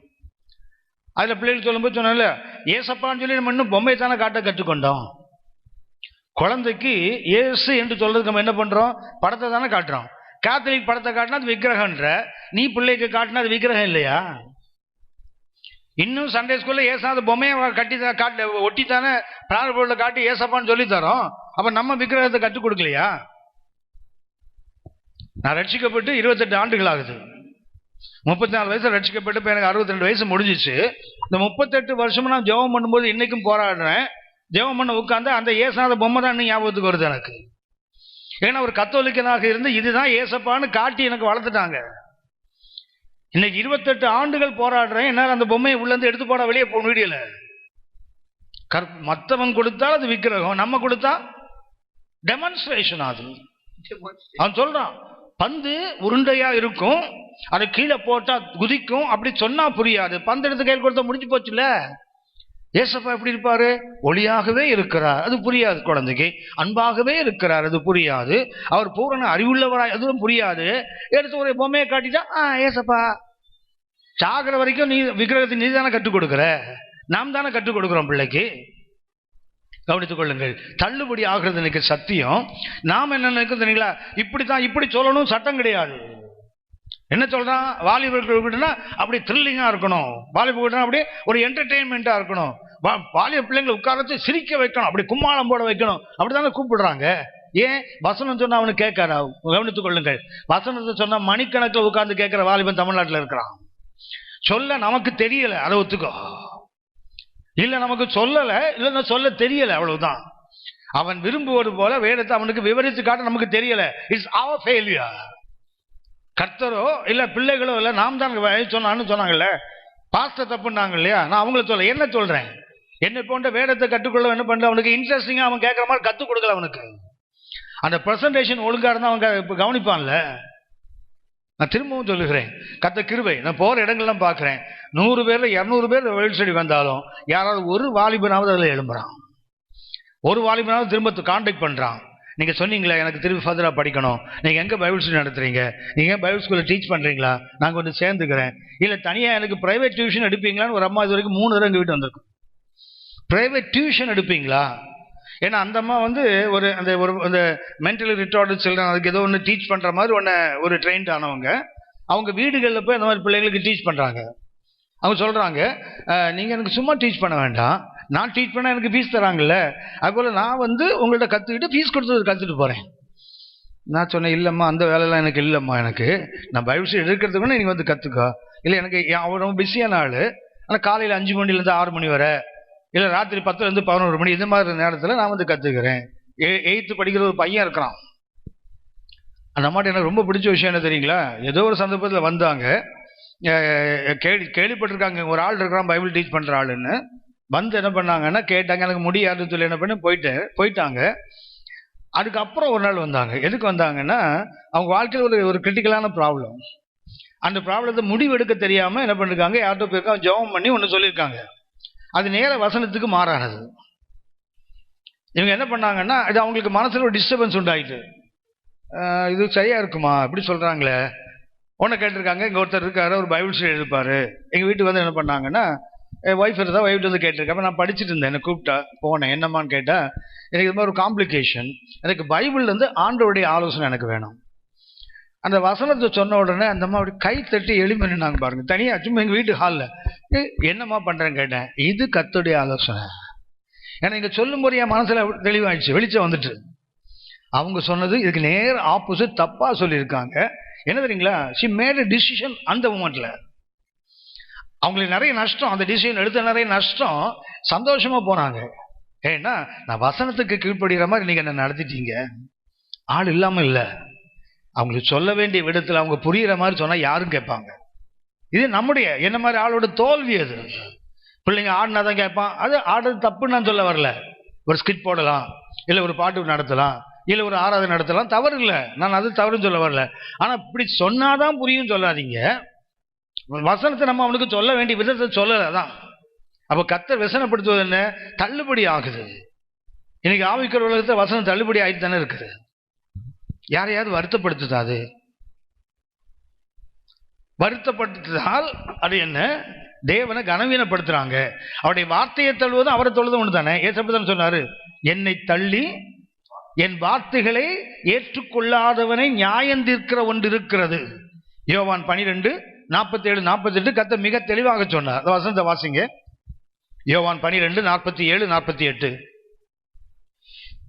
ஒருவன் என் வார்த்தைகளை கேட்டும் விசுவாசியாமற் போனால் அவனை நான் நியாயம் தீர்ப்பதில்லை. நான் உலகத்தை நியாயம் தீர்க்க வராமல் உலகத்தை ரட்சிக்க வந்தேன். என்னை தள்ளி என் வார்த்தைகளை ஏற்றுக்கொள்ளாதவனை. அப்படின்னா வார்த்தைகளை தள்ளுறவன் யாரை தள்ளுறான்? தேவனை தள்ளுகிறான். வார்த்தையாகி இயேசுவை தள்ளுகிறான். அது இன்னைக்கு புரியல பாருங்களேன் ஜனங்களுக்கு. இன்னைக்கு ஆவிக்கு உலகத்துக்கு அது புரியல. அப்படின்னா எது தேவனை கனவீனப்படுத்துகிறதோ அது என்ன செய்யணும்? என்ன வேதனைப்படுத்தணும். அதுதான் தாவீதை வேதனைப்படுத்துச்சு. அதுதான் இன்றைக்கு அந்த பரலோக பயணத்தை நோக்கி போகிறவனுக்கு அந்த கண்ணீரின் பயணம் இருக்குதுங்களா. எதனால கண்ணீர் வரணும்? கர்த்தரை கனவீனப்படுத்திட்டாங்களே, கர்த்தர் தள்ளப்படுகிறாரே, கர்த்தர் கனவீனப்படுத்தப்படுகிறாரே, அதுதான் கண்ணீருக்கு காரணமா இருக்கணும். சரி, ஒன்று தாவீது இந்த சங்கீதம் 132 நான் அந்த சங்கீதக்காரன் நான் சுட்டி காட்டுகிறேன். தாவீது என்று நமக்கு சொல்ல முடியாது, ஆனால் அது சங்கீதக்காரனை நம்ம என்ன செய்வோம், திரும்பி சங்கீத தாவீதுன்னு சொல்லுகிறார்கள், சாலமோன் என்று சொல்லுகிறார்கள், இல்லை வேற யாராவது இருந்திருக்கலாம். ஆனால் அந்த சங்கீதக்காரன் சொல்லும்போது என்ன சொல்றாரு? தாவீதுக்கு என்ன இருந்தது? உபத்திரவங்கள். என்ன உபத்திரம் அவருக்கு அப்ப இருந்தது? வேற எந்த உபத்திரமும் அவருக்கு அப்ப இல்லை. ஏன்னா கர்த்தர் எல்லா உபத்திரமும் நீங்களாக்கி விடுவிக்க ஆக்கிட்டார். அப்படிதானே வார்த்தை 2 சாமுவேல் 7:1 ரெண்டாவது என்ன சொல்றாரு? நான் கேதுரு மரங்களால் செய்யப்பட்டு வீட்டில் இருக்கும்போது கர்த்தருடைய பெட்டி திரைகளுக்கு நடுவே இருக்கலாமா? அதுதான் அவருடைய துக்கம், அதுதான் அவரை வேதனைப்படுத்துகிறது. அந்த வேதனை வருவதற்கு முதல் காரணம் என்ன தெரியுங்களா? அவருடைய சிங்குலாரிட்டி, அது தனித்தன்மை. அந்த தேவனை துக்கப்படுத்துவது, தாவீதை துக்கப்படுத்துனா அது கத்தனை தெரியுங்களா? அவருடைய சிங்குலாரிட்டி, அதாவது அவருடைய தனிப்பட்ட நஷ்டம் இல்லை அவருக்கு துக்கத்துக்கு காரணம். தாவீதோட சிங்குலாரிட்டி என்றால் என்ன? மற்றவங்களோட கும்பலோடு ஓடுறவன் இல்லை, அவன் தனித்து நிற்கிறவன். ஏன் தனித்து நிற்கிறான்? எனக்கு துக்கம் தலைமைகள் 1000 இருக்கியா, ஆனால் அது எனக்கு துக்கம் இல்லை. என் ஆண்டவரை எது துக்கப்படுத்துமோ, என் ஆண்டவரை எது கனவீனப்படுத்துமோ, நான் பெரிய வீட்டில் உட்கார்ந்து இருக்கிறேன், அவர் திரைகளுக்கு நடுவில் இருக்கிறாரு, அப்படின்னா அது மற்றவர்களை காட்டிலும் அவனை தனித்துவப்படுத்தி காட்டுகிறது. 1 சாமுவேல் 2ஆம் அதிகாரம் 30ஆம் வசனம் வாசிங்க. 1 Samuel 2:30. 1 Samuel chapter 2 and verse 30. ஆகையால் இஸ்ரவேலின் தேவனாகிய கர்த்தர் சொல்லுகிறதாவது உன் வீட்டாரும் உன் பிதாவின் வீட்டாரும் என்றைக்கும் என் சந்நிதியில் நடந்து கொள்வார்கள் என்று நான் நிச்சயமாய் சொல்லி இருந்தும் இனி அது எனக்கு தூரமாய் இருப்பதாக என்னை கனம் பண்ணுவதிலே நான் கனம் பண்ணுவேன். கவனிச்சீங்களா? அவரை யாரு டிசானர் பண்றானோ அவர் என்ன ஆகணும்? அவனை கர்த்தர் டிசானர் பண்ணுவார். யார் அவரை கனப்படுத்துகிறானோ கர்த்தர் அவனை என்ன செய்வாரா? கனப்படுத்துவார். அப்படின்னா தாவீது என்ன இருக்குது? நான் தேவனால் கனம் பெற வேண்டுமானால் நான் என்ன செய்யணும்? தேவனை கனப்படுத்த வேண்டும். அல்லது தேவனை எது கனவீனப்படுத்துமோ அது என்ன செய்யணும்? என்ன கனவீனப்படுத்தணும், என்ன துக்கப்படுத்தணும். அவனை தாவீது என்ன இருக்குது? ஒரு சிங்குலாரிட்டி, ஒரு தனித்தன்மை. இரண்டாவதாக அவனுடைய எது இன்னைக்கு உங்கள்ட்ட என்று இருக்கணும்னா ஹீதனிசம் என்றால் உங்களுக்கு தெரியும். புறவினத்து மக்கள் இருக்காங்க தெரியுங்களா? புறவினத்து மக்கள் எங்க வரணும்? கர்த்தருடைய கிருபைக்குள்ள வரணும். அதுதான் தேவனை கனப்படுத்தும். எது தேவனை கனப்படுத்தும்? ஒரு தனிப்பட்ட யூதனுக்காக மாத்திரம் கர்த்தர் வரல, முழு மனித குலத்துக்கும் தான் வந்தார். உங்களுக்கு தெரியுமே, எல்லா ஜனத்துக்கும் மிகுந்த சந்தோஷத்தை உண்டாக்கும் நற்செய்தியை உங்களுக்கு. அப்படி நற்செய்தி யாருக்கு? For all. கொடுக்கப்பட்டது யூதன்கிட்ட தவிர யூதனுக்கு மாத்திரம் அல்ல. அது யாருக்கு? உத்தரவாதமா உங்ககிட்ட கொடுத்துருக்கிறேன். இது யாருக்கு? Good news for all. எல்லா மனிதனுக்கும் உள்ளது உங்ககிட்ட கொடுத்தேன், அவ்வளவுதான். அதனால தேவனுடைய விருப்பம் என்ன? ஹீதனிசம். அதாவது புறவினத்து மக்கள் எல்லாம் அவரை ஏற்றுக்கொள்ள வேண்டும். ஏசாயா 42 1 முதல் 4 வரை வாசிங்க. இதோ நான் ஆதரிக்கிற என் தாசன், நான் தெரிந்து கொண்டவரும் என் ஆத்மாவுக்கு பிரியமானவரும் இவரே. யார் இவர்? மெஸ்ஸியாவை பற்றி, இயேசுவை பற்றி சொல்லப்படுகின்ற தீர்க்க தரிசனம். என் ஆவியை அவர் மேல் அமர பண்ணினேன். என் ஆவியை அவர் மேல், அதான் அவருக்கு பேர் கிறிஸ்து மெசாயா. என் ஆவியை அவர் மேல் அமர பண்ணினேன். அவர் புறஜாதிகளுக்கு நியாயத்தை வெளிப்படுத்துவார். இயேசு அபிஷேகம் பண்ணதுக்கு காரணம் என்ன தெரியுங்களா? Not only for the Jews, it is for the Gentiles. யாருக்கு? புறஜாதிகளுக்கு நியாயத்தை வெளிப்படுத்துவேன். அவர் கூக்குரல் இடவும் மாட்டார். அவர் என்ன செய்ய மாட்டார்? கூக்குரல மாட்டார். தம்முடைய சத்தத்தை உயர்த்தவும் அதை வீதியிலே கேட்க பண்ணவும் மாட்டார். அதை வீதிகளில் கேட்க பண்ணவும் மாட்டார். அவர் நெறிந்த நாணலை முறியாமல் மங்கிரியிலே தீயை அணையாமலும் நியாயத்தை உண்மையாக வெளிப்படுத்துவார். அவர் நியாயத்தை பூமியில நிலைப்படுத்தும் மட்டும் இலக்கரிப்பதும் இல்லை. அவர் என்ன செய்ய மாட்டார்? இழைப்பதும் இல்லை, பதறுவதும் இல்லை. அவருடைய வேதத்துக்கு தீவுகள் காத்து எது காத்து கிடக்கும்? தீவுகள் என்பது நாகரிகம் இல்லாத மக்களை குறிக்கிற ஒரு வார்த்தை. அப்படின்னா எது வரைக்கும் காத்து கிடக்கும்? புறவினத்து மக்கள் மாத்திரமல்ல, யாருக்கு? தேவனை அறியாதவர்கள், தேவன் இல்லாத அந்த கூட்டத்துக்கு கூட இயேசு என்ன செய்வாரா? தனது கிருபையினால் என்ன பண்ணுவாரு? நெறிந்த நாளை முறிக்காமல், புகைந்து கொண்டிருக்கிற திரியை அணைக்காமல் என்ன பண்ணுவாரா? அவர்களுக்கு சுவிசேஷத்தை சொல்லுவார். அவருடைய வேதத்துக்கு தீவுகள் காத்து கிடக்கும். அப்படின்னா இந்த ஹீதனிசம் யாருடைய விருப்பம்? தேவனை கனப்படுத்தணும். என்ன தெரியுங்களா? ஒண்ணு தனித்தன்மை. என்ன தனித்தன்மை? அதுல என்ன இருக்கணும்? நான் கனப்படுத்தினா அவர் என்ன கனப்படுத்துவார். நான் அவரை அடுத்தது அவரை எப்படி ஆனர் பண்றது தெரியுங்களா? இந்த ஹீதனிசர்கள், புறவினத்து மக்களும் என்ன செய்யணும்? தேவனுடைய கிருபைக்குள் வரணுங்கிற அந்த உணர்வு இருக்கணும். அவன் தான் யாரு? அந்த கண்ணீரின் பள்ளத்தாக்கு அந்த நடந்து போறான் தெரியுங்களா? அவனுக்கு என்ன இருக்கும் தெரியுங்களா? நான் மாத்திரம் இல்ல, புறவினத்து மக்களும் வர வேண்டும். மூன்றாவது ஒன்றை சுட்டி காட்டுகிறேன். இதுல என்ன இருக்கணும் தெரியுங்களா? God fearing. மூணாவது என்ன இருக்கும்? கர்த்தருக்கு பயப்படுகிற பயம். காட் ஃபியரிங் என்ன இருக்கும்? தேவனுக்கு பயப்படுகிற பயம். இன்னும் சொல்ல போனா அதுக்கு இன்னொரு அர்த்தம் என்ன? ப்ளீசிங் காட், கர்த்தரை பிரியப்படுத்துவது. கர்த்தருக்கு பயப்படுறதுனா என்ன? கர்த்தருக்கு பயந்து கையை கால கட்டி நிற்பதல்ல. தேவனை என்ன செய்ய தெரியுங்களா? அது பிரியப்படுத்தும். Pleasing God. அந்த காட் ஃபியரிங், குட் ஃபியரிங் இருக்கா? காட் ஃபியரிங் அதாவது தேவனுக்கு பயப்படுற பயம். அது என்ன செய்ய தெரியுங்களா? கர்த்தரை பிரியப்படுத்தும்.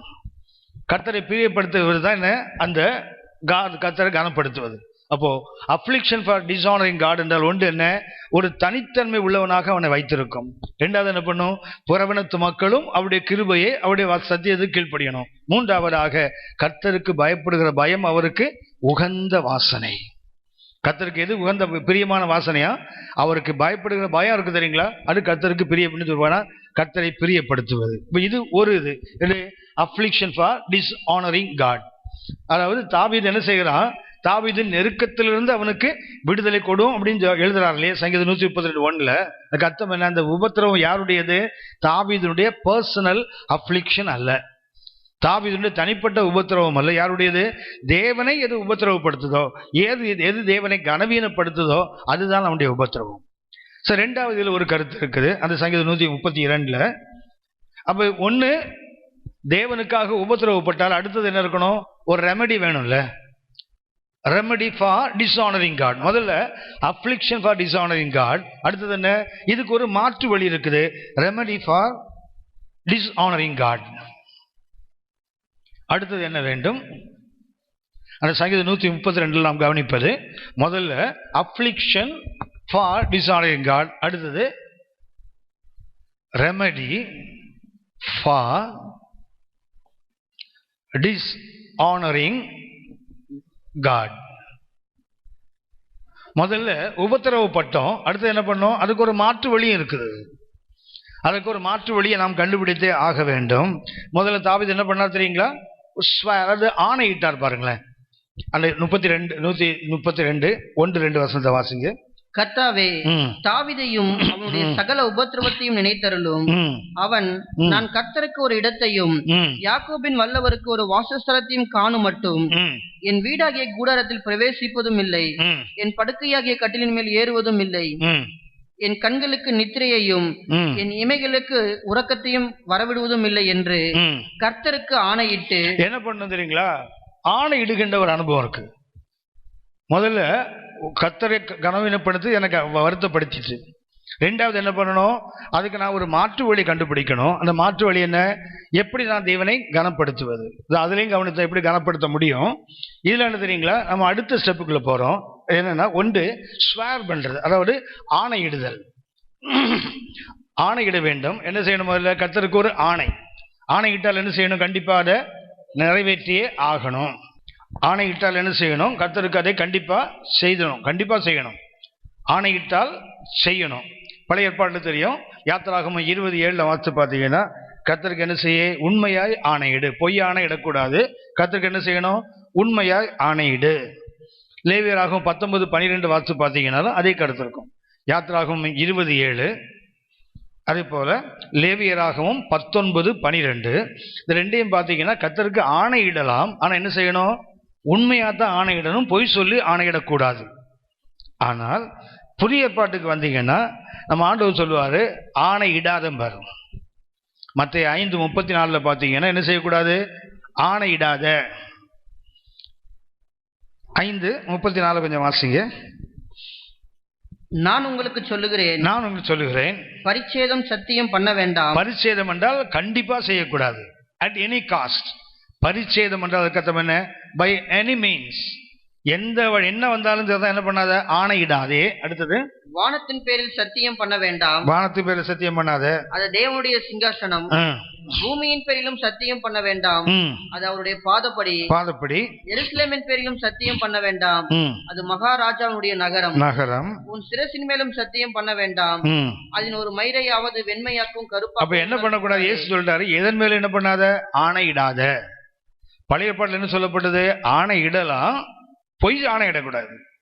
ஆனால் புதிய பாட்டில் இயேசு சொன்னாரு, என்ன காரணம் கொண்டு என்ன பண்ணாத? ஆணையிடாத. இன்னும் சொல்லப்போனா ஆவியானவர் சொன்னது, அதாவது நிருபங்கள் எழுதப்பட்டது, ஆவியானவர் ஏவி எழுதப்பட்டது தானே. யாக்கோபு 5:12 வாசிங்க. யாக்கோபு 5:12. என் சகோதரரே, வானத்தின் பேரிலாவது பூமியின் பேரிலாவது வேறெந்த ஆணையிலாவது சத்தியம் பண்ணாதிருங்கள். நீங்கள் ஆக்கினைக்குள்ளாக தீர்க்கப்படாதபடிக்கு உள்ளதை உள்ளதென்று என்ன சொன்னா போதும்? அவளும் சொன்னா போதும். அப்படின்னா ஆணையிடணும். எப்படி ஆணையிடணும்? உள்ளதுன்னு சொல்லு, இல்லதை இல்லதுன்னு சொல்லு. அதுக்கு மெஞ்சின ஒரு ஆணையிடுதலும் இல்லை. அப்படின்னா கர்த்தரை கனப்படுத்த முதல்ல என்ன செய்யணும்? உண்மையா சொல்ல கற்றுக்கணும். கர்த்தரை எப்படி நம்ம கனவீனப்படுத்துறதுக்கு எப்படி அதுக்கு மாற்று வழி கண்டுபிடிப்பது? கர்த்தரை கனப்படுத்துவது.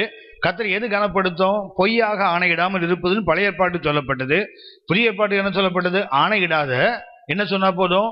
உண்மையை உண்மைன்னு சொல்லு, உன் சத்தியமான்னு தலையில் அடிக்க வேண்டாம்.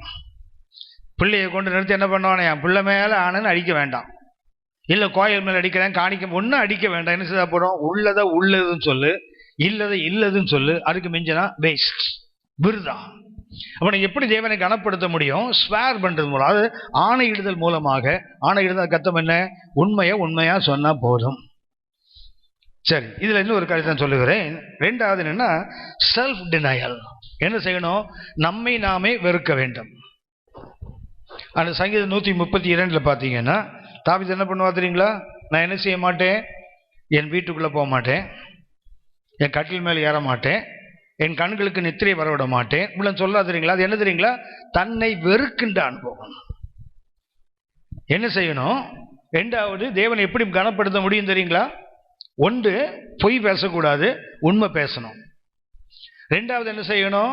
நம்மை நாம என்ன செய்யணும்? வெறுக்கணும். அப்படி வெறுத்தாதான் நம்ம யார முடியும்? சீஷனாக மாற முடியும். லூக்கா 14:26-27.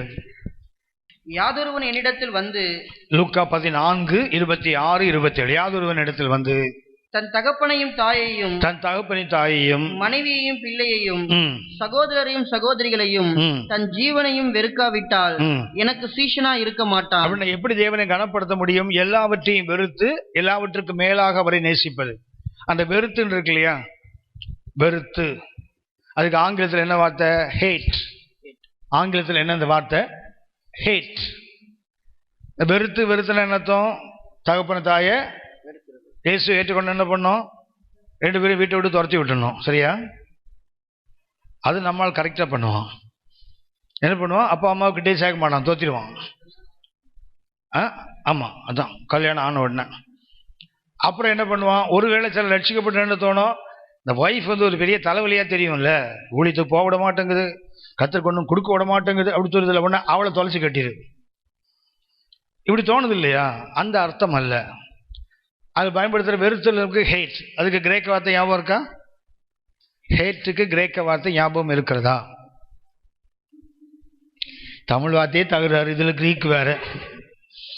அந்த வார்த்தை தெரிஞ்சாதான் அந்த வெறுத்துங்கிறதுக்கு அர்த்தம் முழுமையாக தெரியும். ஹேட்டுக்கு கிரேக்க வார்த்தை மிஸ்ஸியோ. இப்போ வர ஞாபகம் வருதா? மிஸ்ஸியோ யாரு? மிஸ்ஸியோ யார்? அது ஆங்கிலோ இண்டியன் பார்ட்டின்னு அர்த்தம். மிஸ்ஸின் வரல அந்த காலத்தில். கிரீக்ல மிஸ்ஸியோன்ற அர்த்தம் லவ் லெஸ்ன்னு அர்த்தம். குறைவாக அன்பு கூறுன்னு அர்த்தம். அன்பு கூறக்கூடாதுன்னு அர்த்தம் இல்லை. தகப்பன், தாய், மனைவி, பிள்ளைகள், உடைமைகள், உரிமைகள் ஒன்னையும் வெறுத்துன்னு போட்டிருக்கு இல்லையா? வெறுத்து என்பதற்கு ஆங்கிலத்தில் ஹேட். அதுக்கு பயன்படுத்த கிரேக்க வார்த்தை மிஸ்ஸியோ. மிஸ்ஸியோ என்றால் லவ் லெஸ், குறைவா அன்பு செலுத்து. அன்பை செலுத்தக்கூடாதுன்னு அர்த்தம் அல்ல. அன்பு குறைவா செலுத்து, முழுமையா கர்த்தரை செலுத்து, அதுதான் அதுக்கு அர்த்தம். வெறுத்துன்னு சொன்னா ஒன்னு அன்பே வேண்டாம்னு அர்த்தம் கிடையாது. குடும்பம் வேண்டாம், எல்லாத்தையும் தெருவில் போட்டுரு, நீ ஓடி வந்து அர்த்தம் அது அல்ல. லவ்லெஸ், எல்லாவற்றும் மேலாக தேவனை நேசி, அதுக்கப்புறம் அப்பாவை நேசி, அம்மாவை நேசி, மனைவியை நேசி, பிள்ளைகளை நேசி, ஒன்றை நேசி. ஆனால் ப்ரியாரிட்டி யாருக்கு? கர்த்தருக்கு. அப்படின்னா என்ன வரணும்? எப்படி கர்த்தரை கனப்படுத்த முடியும்? யோசித்து பாருங்க. நம்ம ஒருத்தர் எப்படி கனப்படுத்துவோம் தெரியுங்களா? எல்லாரும் விட நீங்க தாங்க ஃபர்ஸ்ட் சொல்லுவோம் தெரியுங்களா? வருஷம் இன்னைக்கு பிறந்த உடனே முதல்ல உங்களுக்கு தான் ஃபோன் பண்ணேன். அப்போ என்ன அர்த்தம்? You are summon special. அப்போ நம்ம என்ன பண்றோம்? அவங்களை கனப்படுத்துறோம்ல. எனக்கு பர்த்டே இன்னைக்கு, நான் முதல்ல யாருக்கு ஃபோன் பண்ணேன்? உங்களுக்கு தான் ஃபோன் பண்ணி ஜெபம் பண்ண சொன்னேன். அப்போ கனப்படுத்துறாங்கல்ல, ஆமாவா? அப்படின்னா நாம் எப்படி தேவனை கனப்படுத்த முடியும்? ஒன்று என்ன செய்யணும்? உண்மையை சொல்லணும். ரெண்டாவது என்ன பண்ண தெரியுங்களா? எல்லாவற்றுக்கும் மேலாக என்ன செய்யணும்? அவரை நேசிக்கணும். அதான் செல்ஃப் டினையல். மூன்றாவதாக லிபரல் கிவிங். அடுத்தது தேவனை எப்படி கனப்படுத்த முடியும்னு சொன்னா லிபரல் கிவிங். எப்படி கொடுப்பது? உதாரத்துவமாய் கொடுப்பதன் மூலமாக கர்த்தரை கனப்படுத்த முடியும். லிபரல் கிவிங், உதாரத்துவமாய் கொடுத்தல். கொடுக்கிறோம் நம்ம எல்லாருமே. பட் நம்ம எல்லாருக்கும் ஒரு லிமிட்டேஷன் இருக்கு. தசமபாகம் அப்படின்னா அவ்வளவுதானே. ஹலோ, அதுக்கே விதி இல்லை, இதுல அவ்வளவுதானேன்னு வேற கேட்குறீங்களா? தசமபாகத்தை விதி இல்லைல்ல. இப்போ தசமபாகமா அப்படி கேட்குற ஆள்லாம் இருக்குதுல்ல ஆவிக்கிற உலகத்தில். கவனித்துக்கொள்ள, ஏன் 20% கொடுத்தா ஆகாதா? எனக்கு தெரியாம தான் கேட்குறாங்க. கொடுத்தா ஆண்டவர் அடிப்பாரா? அவனை எவன்டா கேட்டான் தட்டு வர தலையில? ஏன் 30% கொடுத்தா வேணாம் பாரு ஆண்டவர்? ஹலோ, கர்த்தருடைய கிருபை. நான் ஒர்க் பண்ணும்போதே 20% கர்த்தர் கொடுத்தேன். நான் கம்பெனியில் ஒர்க் பண்ணிட்டு இருக்கும்போது எனக்கு 2 சேலரி, 1ஆம் தேதி ஒரு சேலரி, 10ஆம் தேதி ஒரு சேலரி. 1ஆம் தேதி வரதை வந்து எங்கள் சர்ச்சு கொடுப்பேன், 10ஆம் தேதி வரதை வந்து மற்ற ஊழியங்களுக்கு கொடுப்பேன். நான் ஊழியத்துக்குள்ள முழு நேரம் ஊழியத்துக்கு வரும்போது எனக்கு அடுத்து எடுத்து வைக்கிறதுக்கு ஒரு அடி கூட கிடையாது. எனக்கு பெர்மனண்டான எந்த மினிஸ்ட்ரி, ஏன்னா கம்பெனியில் ஒர்க் பண்ணிட்டு வெளியே ஊழியம் பண்ணிட்டு இருந்தேன். அதனால ஸ்டாண்டர்டான எந்த மினிஸ்ட்ரி எனக்கு கிடையாது. இன்னைக்கு வரைக்கும் 8 வருஷம், லாஸ்ட் 8 வருஷம் ஃபுல் டைமாக இருக்கிறேன். எங்கள் சர்ச்சிலேருந்து ஒரே ஒரு ஆள் கூட ஒரே ஒரு ரூபா கூட காணிக்க எனக்கு கொடுத்தது இல்லை. கொடுத்தா வாங்க மாட்டேன், அது வேற. கொடுக்கல யாருமே. வெளியே இந்த பைபிள் ஸ்டடிஸ் இருக்கிறேன்னா இதில் கத்த கொடுக்குற காணிக்கை தான். ஆனால் வெளியே வரும்போது ஆண்டோட ஒரே ஒரு தீர்மானம், இப்போ இது வரைக்கும் உலகத்தை வேலை செய்து 20% கொடுத்தேன், இப்போ எங்கே வரேன்? ஊழியத்துக்கு வரேன். நீங்கள் என்ன கொடுத்தாலும் 50%, 50%, அவ்வளோதான். 50-50 பார்ட்னர். ஏன்னா ஆவியான உதவியெல்லாம் செய்ய முடியாது. 50 உங்களுக்கு, 50 எனக்கு. ஒன்று தெரியுங்களா? அந்த 50 அசோக் சம்பளத்தை விட அதிகமாக இருக்குது. அந்த 50% இருக்கு இல்லையா, அதுவே அசோக் லேனில் கொடுத்த சம்பளத்தை காட்டிலும் அதிகமாக கத்த கொடுக்குறார். இவ்வளவு உண்மை உள்ள தேவனை பயன்படுத்திட்டு இன்னும் கஞ்சத்தனமா கொடுத்தா லிபரல் கிவிங். அதுதான் கத்தர். இந்த தாவீதுக்கு நிறைய, ஒரே ஒரு காரியத்தை மாத்திரம் நான் உங்களுக்கு சுட்டி காட்டுகிறேன். தாவீது லிபரல் கிவிங்க பாருங்க. 1 நாளாகமம் 22ஆம் அதிகாரம், 1 நாளாகமம் 22 14 வரை வாசிங்க. இதோ நான் என் சிறுமையிலே கர்த்தருடைய ஆலயத்திற்காக, இதோ நான் என் சிறுமையிலே கர்த்தருடைய ஆலயத்துக்காக 1,00,000 தாலந்து பொன்னையும். எவ்வளவு கொடுத்தாரா? எதுல? சிறுமையில. பொண்ணு இல்ல, பொண்ணு அப்புறம். அவர் என்ன டைமுக்கு என்ன நிலையில இருக்காரு? சிறுமையிலேயே எவ்வளவுனா, பெருமையா இருந்தா எவ்வளவு கொடுத்துருப்பாரு பாருங்க. சிறுமை எதுல இருக்காரு அவரு? சிறுமையில் எவ்வளவு கொடுத்தாரா? 1,00,000 தாலந்து பொன்னையும். இது எவ்வளவு டேலண்ட்? சரியா? சைபர் சரியா போட்டிருக்கேனா? நான் பிஆர்எஸ் வாங்கின போதான் 1,00,000 ரூபாய் ஒன்னா பார்த்தேனா. அது வரைக்கும் 1,00,000 கேள்விப்பட்டனே தவிர ஆயிரங்களை தாண்டி பார்த்ததே இல்லை. அந்த விஆர்எஸ் வாங்கின போது என்ன பண்ணான்னா, அந்த கிராஜுவிட்டி கொடுத்தா தெரியுங்களா, அதை பேங்க்ல போட்டு அந்த பணத்தை எடுத்த போது தான் 1,00,000 எனக்கு எத்தனை சைபர் அப்பவே சந்தேகம். திருப்பி பார்த்துக்கிட்டேன். அந்த லட்சம்லாம் எழுதும்போது சந்தேகம். சரியா போட்டிருக்கேனா சைபர்? ரைட். இது எவ்வளவு? 1,00,000 தாலந்து. ஒரு தாலந்து எவ்வளவு? 34.5 கிலோ. அப்படின்னா எவ்வளவு டன் தெரியுங்களா? 3,450 டன் கோல்டு. இப்படி லிபரலா கொடுக்குறான் பாருங்களேன் கர்த்தருடைய ஆலயத்தை கட்டுறதுக்கு. எப்படி கர்த்தரை கனப்படுத்துறான் பாருங்களேன். எவ்வளவு? 3,450 டன் கோல்டு. இது உங்களுக்கு ஞாபகம் இருக்கும்னு நினைக்கிறேன். ஆசரிப்பு கூடாரம் கட்டினாங்க இல்லையா? கட்டினாங்களா? கட்டும்போதெல்லாம் பொன் பயன்படுத்தினாங்களே. எவ்வளவு தெரியுங்களா? 1 டன். ஆசரிப்பு கூடாரம் கட்டுறதுக்கு மொத்தம் பயன்படுத்தப்பட்டது 1 டன் தான்.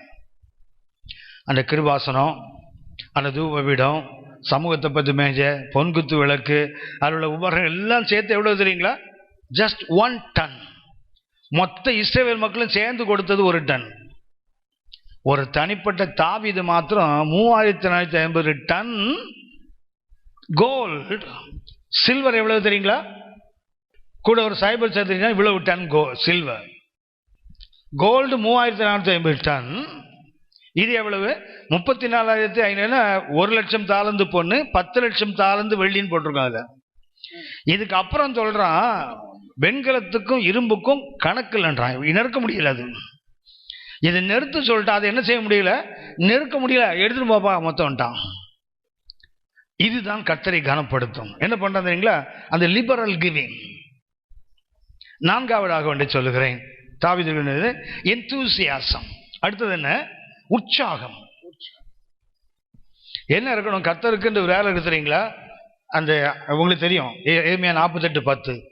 எரேமியா 48:10, கர்த்தருடைய வேலையை அசதியாய் செய்கிறவன் சபிக்கப்பட்டவன்.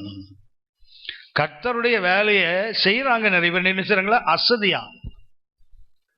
நிறைய பேர் ஃபுல் டைம், தயவு தப்பா எடுத்துக்கொள்ளாதீங்க, அந்த ஃபுல் டைம் மினிஸ்ட்ரின்னு சொல்றது நிறைய பேருக்கு என்ன தெரியுங்களா, எந்த ஒழுங்கும் வரைமுறையும் இல்லாத ஒரு வாழ்க்கையை தான் நிறைய பேர் விரும்பாங்க. எப்போ வேணா தூங்குவாரு, எப்போ வேணா முழிப்பாரு, எப்போ வேணா சாப்பிடுவாரு, எப்போ வேணா கடை போவாரு வருவாரு. ஒரு கம்பெனியில வேலை செய்தா ஒழுங்கா டைமுக்கு போகணும்ல. கர்த்தருக்கு வேலை செய்த மாத்திரம் என்ன பண்ணலாம், எப்போ வேணா போகலாம், எப்போ வேணா வரலாம், எப்போ வேணா தூங்கலாம். அவருக்கு அது அல்ல. உலகத்து மனுஷனாவது நான் சொல்லுவேன் எப்போதுமே, 7:30 மணிக்கு எனக்கு ஷிஃப்ட்னா 7:20 கம்பெனிக்குள்ள இருப்பேன் நான். அப்ப நான் ஊழியத்துக்கு 7:30 மணி சர்வீஸ், நான் 7 மணிக்கே இருக்கணும்ல. நான் ஒரு உலகத்து வேலைக்கு அவ்வளவு எந்தூசியாசம் என்றால், ஒரு கர்த்தருடைய வேலைக்கு நான் ரட்சிக்கப்பட்ட பிறகுதான் நிறைய லீவ் போட ஆரம்பிச்சேன். ஏன்னா ஊழியங்களுக்கு போறதுனால. ரட்சிக்கப்பட்ட முன்னாடி வேலைக்கு ரெகுலராக போகணும்னு ரொம்ப விரும்புவேன். சோம்பேறித்தனம் இருக்கும். ஆனால் காலைல 7:30 மணிக்கு ஷிஃப்ட்டு எண்ணூரில் தாம்பரத்தில் காலைல 4 மணிக்கு எழுந்தால் தான் நான் பஸ்ஸை பிடிச்சி அங்கே போய் சேர முடியும். அப்போ சில நேரத்தில் சோம்பேறித்தனம் லீவ் போடுவேன். ஆனால் ஊழியத்துக்கு வரும்போது மாதிரி ஒரு தீர்மானம் பண்ணேன், நான் ஊழியம் செய்யலைன்னா அன்னைக்கு செத்து போன நாள்னு தீர்மானம் பண்ணிட்டேன். எனக்கு கம்மலில் ஒர்க் பண்ணும்போது லீவ் போடுவேன். ஏன்னா 30 நாள் லீவ் இருக்குது. அப்புறம் கூட என்ன பண்ணலாம், ஒரு 30 நாள் லாஸ் அப்பையும் எடுத்துக்கலாம். அதுக்கு மேலே போனால் தான் சேலரி, இந்த இன்க்ரிமெண்ட் கட் பண்ணுவாங்க. 60 நாள் வரைக்கும் லீவ் எடுப்பேன் எப்போ ஊழியத்துக்கு வந்த பிறகு. ஆனால் ஊழியத்துக்கு ஒரு நாள் கூட வேலையில், அதாவது ஊழியத்துக்கு லீவ் போடணும்னு விரும்ப மாட்டேன். சில நேரங்களில் தவிர்க்க முடியாமல் சில நேரங்களுக்கு லீவ் ஆகிடுது. கேட்பாங்க, ஒரு தம்பி இருக்காங்க நல்ல ஊழியக்காக, கேட்பாரு, அண்ணே எனக்கு நோ ஷேவ் டே அண்ணே கேட்பாரு. என்னன்னா நான் ஊழியத்துக்கு போகிறேன், நான் ஷேவ் பண்ண மாட்டேன்.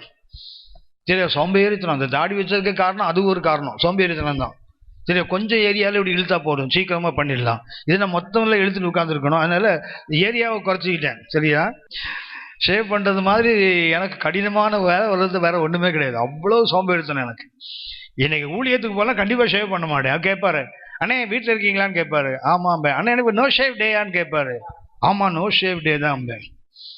ஊழியத்துக்கு நான் ஒரு நாள் போகலைன்னா அந்த அன்னைக்கு என்ன பொறுத்த வரைக்கும் செத்து போன நாள் நான் நினைப்பேன். இன்னைக்கு என்ன தாவீது என்ன இருந்து தெரியுங்களா, தூங்க மாட்டேன்றான். பாருங்களேன், இந்த ஆலயத்தை கட்டி தீர்ற வரைக்கும் யோசிச்சு பாருங்க. சாலமோன் அந்த ஆலயத்தை 7 வருஷம் கட்டினான்ல. ஒருவேளை தாவீதை அனுபவித்த 7 வருஷம் அவன் தூங்கி இருக்க முடியாது. பாருங்களேன், கட்டி தீரு மட்டும் என் கண்களுக்கு நித்திரை விடாம படுக்கையில் மேல் ஏற மாட்டேன்னு சொன்னார்ல. அப்படின்னா அவனுடைய எந்தூசியாசம், அவனுடைய உற்சாகத்தை பாருங்களேன். So as human it is impossible. ஒரு மனுஷங்கிறது இது முடியாத ஒண்ணுதான். 7 வருஷம் முழிச்சா உட்காந்துருப்பான். ஆனா அவனுடைய உற்சாகம் என்ன தெரியுங்களா, தேவனுக்கு வீட்டை கட்டுறேன், என்ன செய்ய மாட்டேன், நான் தூங்க மாட்டேன். என்ன ஆச்சரியம் தெரியுங்களா, இந்த பிரமிட்லாம் கட்டியிருக்காங்கல்ல உலகத்துல. அதுக்கு முன்னாடிலாம் சொன்னாங்க லட்சக்கணக்கான விளையாட்டுல பயன்படுத்தி கட்டினாங்கன்னு சொல்றாங்க இல்லையா. ஆனா சமீபத்திய கண்டுபிடிப்பு என்ன தெரியுங்களா, அதிகபட்சம் 4000 பேர் தான் யூஸ் பண்ணியிருப்பாங்களாம். அவ்வளோ பெரிய கிரேட் பிரமிட்லாம் இருக்குது. அதை கட்டுறதுக்கு இந்திய அந்த புவியியல் அந்த ஆராய்ச்சி பண்ணுறாங்க இல்லையா, அந்த ஆர்கியாலஜிஸ்ட், அவங்களுடைய கணக்கு என்ன தெரியுங்களா, அதிகபட்சம் 4000 பேர் கூட தேவையில்லை அதை கட்டுறதுக்கு. ஆனால் எருசலேம் ஆலயத்தை கட்டுறதுக்கு 1,83,000 பேர் யூஸ் பண்ணியிருக்காங்க. ஆனால் எவ்வளவு மகிமையான ஆலயம் பாருங்க. அது எப்படி கட்டியிருப்பான்னு யோசிச்சு பாருங்க. சாலமோன் அந்த ஆலயத்தை கட்டுறதுக்கு தான் இவன் இவ்வளவு சேர்த்து வச்சுட்டு சொல்றான்.